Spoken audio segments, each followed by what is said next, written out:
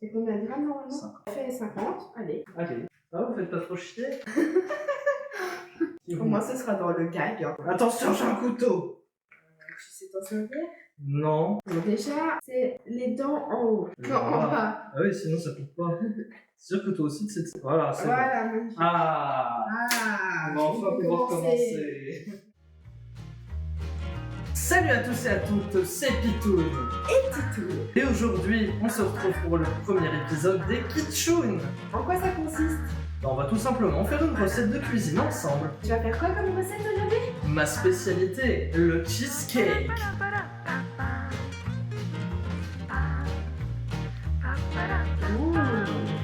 Alors, pour ce fameux cheesecake, vous allez avoir besoin de 250 g de spéculoos, du sucre vanillé, que vous pourrez retrouver également en bocal. Vous allez avoir besoin de sucre de cuisine. Dis donc, Jamie. Combien de grammes? On verra les quantités au fur et à mesure, ce sera plus facile. 3 œufs de calibre A, Philadelphia ou Saint-Mauré, Light. ou classique, les deux fonctionnent. Vous allez avoir besoin de fromage frais. Et enfin, pour que le cheesecake ait un petit goût aromatisé, vous allez avoir besoin de citron. Elle me presse les citrons. Alors, Titoun, par quoi est-ce qu'on va commencer? Et du beurre. Évidemment le beurre, oui. On oublie toujours le beurre, mais un peu de gras, ça fait du bien. Le gras, c'est la vie. On va commencer par quoi d'abord? Par débarrasser le plan de travail. Non, avant de se débarrasser de travail. Ah oui! Par se laver les mains. On se retrouve tout de suite. Voilà, maintenant que les mains sont lavées, on peut commencer. Par débarrasser le plan de travail. Pour cette recette, vous allez avoir besoin de 250 g de spéculoos. Je fais bien la table. Je prends un couteau pour éventrer mon paquet de spéculoos. Ah! T'as vu, je m'en servi? Ah, j'ai mis du beurre partout, c'est dégueulasse. Le gras, c'est la vie. Et donc c'était combien de grammes de spéculoos? 250 g. 250. Parfait. Donc ça équivaut à... Ah, monsieur va vérifier combien de grammes de spéculoos on va avoir besoin. Je savais que j'aurais dû noter la recette. Ça va faire un bon bêtisier en tout cas.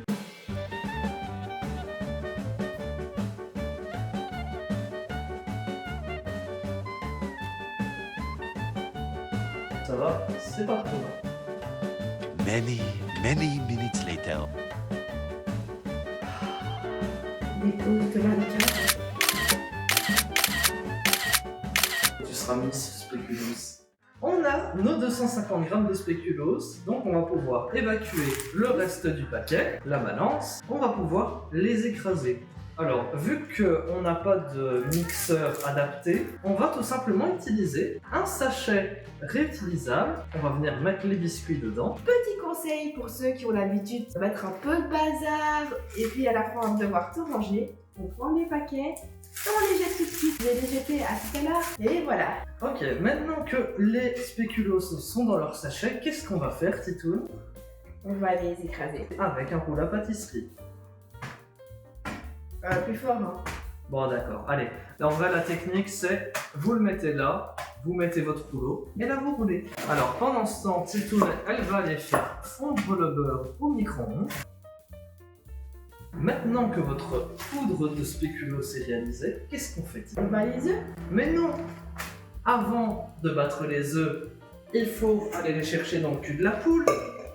Ah. Donc, on va mettre notre poudre de spéculoos dans un... Dans un cul de poule.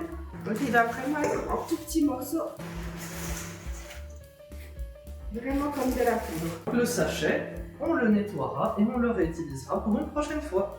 Voilà, super. Et dans ton spéculoos, tu mets quoi alors? Ben, c'est justement là que le beurre intervient. Ah, le beurre va arriver dans 20 secondes. Comptez avec nous. 18. Non. Le beurre est fondu. Parce que c'est le beurre qu'on va mettre dans le spéculoos. Voilà, super. Il est bien liquide. On va les mettre dans le spéculoos. Exactement, c'est parti. Pour que ça fasse un peu une pâte, comme ça, c'est plus facile à manier. On va mélanger tout ça. Et ensuite, on va préparer le papier sulfurisé dans le four pour pouvoir mettre le moule avec les spéculoos à l'intérieur. Voilà. Donc maintenant que le papier sulfurisé est sur la plaque pour le four, on va mettre le spéculoos dans le moule. C'est bien ça?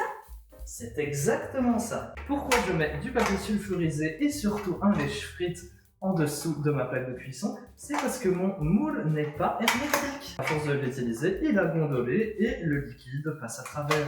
On le dépose bien sur notre plaque et on va venir déposer notre poudre de spéculoos. Et ensuite, on met dans le four sans la crème. Non, ce que tu vas pouvoir faire, c'est que je vais te rendre la balance. D'accord. Tu vas pouvoir sortir un autre puits de poule. Ah, et hop là. Et tu vas pouvoir peser 500 g de fromage frais.